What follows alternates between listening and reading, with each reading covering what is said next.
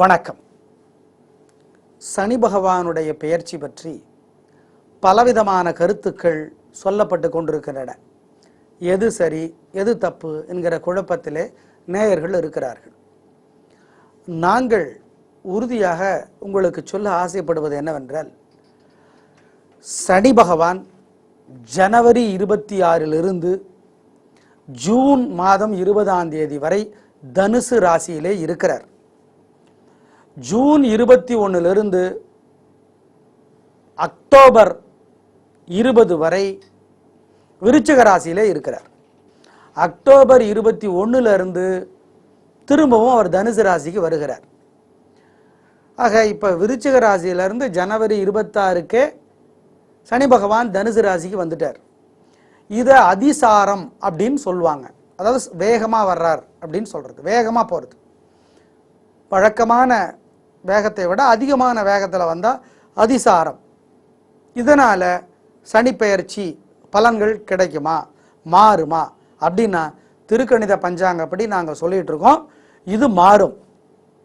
நாங்கள் இதை ரெண்டாக பிரித்து கொள்ளுகிறோம். எப்படி அப்படின்னா, ஜனவரி 26 ஜூன் 20 வரைக்கும் சனி பகவான் பெயர்ச்சி பலன்கள் ஒரு மாதிரி இருக்கும். ஜூன் 21 அக்டோபர் 20 வரைக்கும் இன்னொரு மாதிரி இருக்கும். எப்படி அப்படிங்கிறத ஒவ்வொரு ராசிக்கும் நாங்கள் இப்போ தனியாக சொல்ல போகிறோம். அதை ஞாபகத்தில் வச்சுக்கோங்க. சரிங்க, எப்படி இருக்க போகிறது இந்த சனி பெயர்ச்சி இப்போ பார்க்கலாம். விருச்சிக ராசிக்கார நேயர்களை, பாப்பா 12ஆம் இடத்து சனி ராசியிலே சனி எவ்வளோ பாடுபடுச்சு அந்த கடந்த 5 வருஷமாக நீங்கப்பட்ட பாடு. ஐயோ, இப்போ தான் ஒரு ஆறுதல். ஜனவரி 26 ஜூன் 20 வரைக்கும் சனி பகவான் 2ஆம் இடத்துக்கு வந்திருக்கார். எனவே பாதச்சனி தொல்லைகள் குறையும். உதவி இருக்கோ இல்லையோ, தொல்லைகள் குறையுங்க.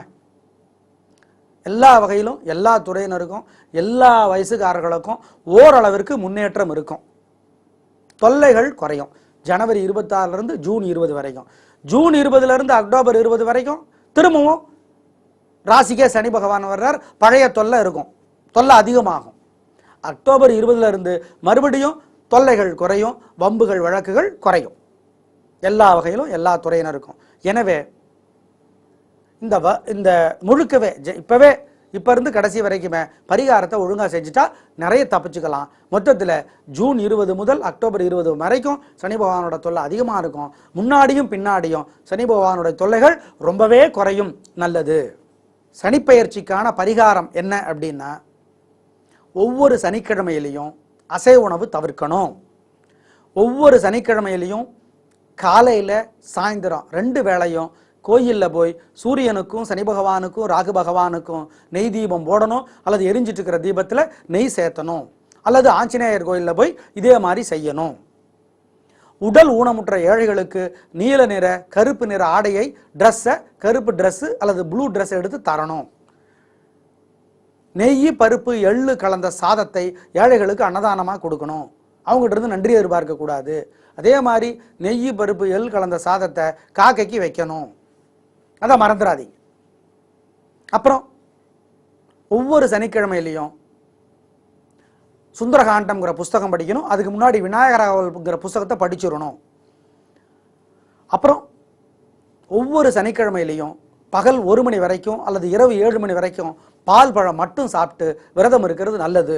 குறிப்பாக இந்த ஜனவரி 26 ஜூன் 20 வரைக்கும் மகரத்துக்கு 7.5 சனி, கன்னிக்கு அர்த்தாஷ்டமச்சனி, ரிஷபத்துக்கு அஷ்டமச்சனி. எனவே இவங்க இந்த விரதத்தை இரவு 7 மணி வரைக்கும் இருக்கிறது நல்லது. பிறகு அக்டோபர் 20 மறுபடியும் மகரத்திற்கு 7.5 சனி, ரிஷபத்துக்கு அஷ்டமச்சனி, கன்னிக்கு அர்த்தாஷ்டமச்சனி, தனுசுக்கு ஜென்மச்சனிங்கிறதுனால இந்த பரிகாரத்தை முறையாக செஞ்சிடறது நல்லது. அதாவது விரதம். மற்றபடி இந்த பரிகாரங்களை எல்லோரும் சரியாக செஞ்சிடறது நல்லது.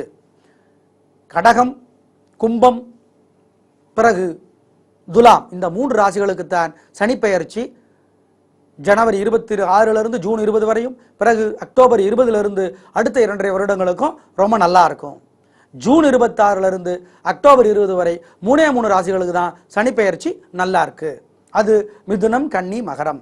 எனவே இதற்கேற்றாற் போல மீதமுள்ள 9 ராசிக்காரர்கள் சனி பகவானுடைய பரிகாரத்தை முறையாக செஞ்சுட்டா நல்லது. மறந்துடாதீங்க. சனிக்கிழமை என்று ரொம்ப ரொம்ப கவனமாக இருந்துடணும். காலையில் 6 மணிக்கு முன்னாடி குளிச்சு முடிச்சு 6:30க்குள்ள வீட்டில் கிழக்கு நோக்கி நெய் தீபம் போட வேண்டியது ரொம்ப ரொம்ப முக்கியம். இந்த பரிகாரத்தை செய்யுங்கள், நலம் பெறுவீர்கள் என்பதை மறந்துவிட வேண்டாம். உடல் ஊனமுற்றவங்களுக்கு பொருளுதவி செய்கிறது, கல்விக்கு உதவி செய்கிறது, திருமணத்துக்கு உதவி செய்கிறதெல்லாம் சனி பகவானுடைய தொல்லையை குறைக்கும். எங்களுடைய கணிப்பு திருக்கணித பஞ்சாங்கப்படி செய்திருக்கிறோம். திருக்கணித பஞ்சாங்கப்படி தான் மனிதர்களுக்கு செய்யணும். வாக்கிய பஞ்சாங்கங்கிறது கடவுளுக்கு என்பதாக சொல்லப்பட்டிருக்கிறது. எனவே பரிகாரங்களை செய்யுங்கள், நலம் பெறுவீர்கள். நன்றி, வணக்கம்.